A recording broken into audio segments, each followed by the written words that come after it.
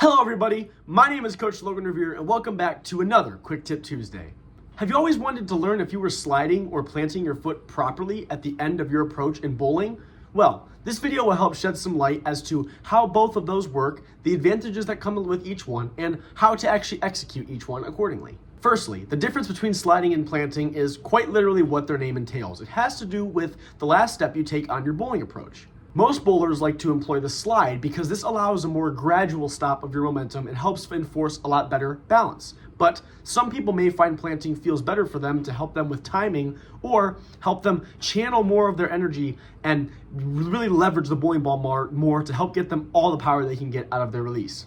The big defining characteristics that decide whether you plant or slide has to do with how your last step is actually making contact with the ground. If the front of your foot makes contact with the surface of the ground first, this is where that slide part of the shoe, within the technology of it, allows your foot to slide. So if the front of your foot hits the ground first, that allows that bowler to slide based off of how gritty the bottom of the sole of their shoe is.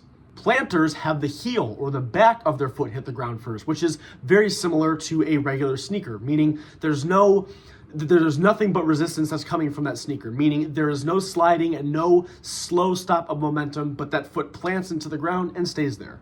The main advantage that comes with sliding has to do with that balance and that slow stop of momentum, but it also places a lot less weight on your last foot.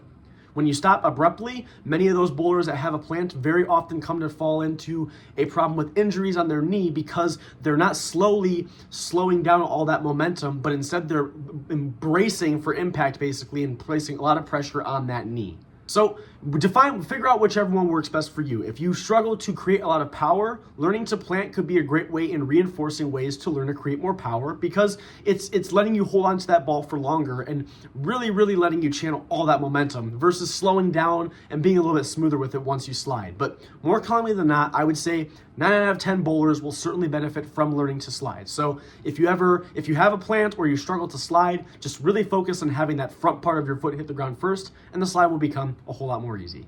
If you enjoy this kind of content, be sure to leave me a like and a subscription. It really helps me out, and I will see all of you in the next Quick Tip Tuesday.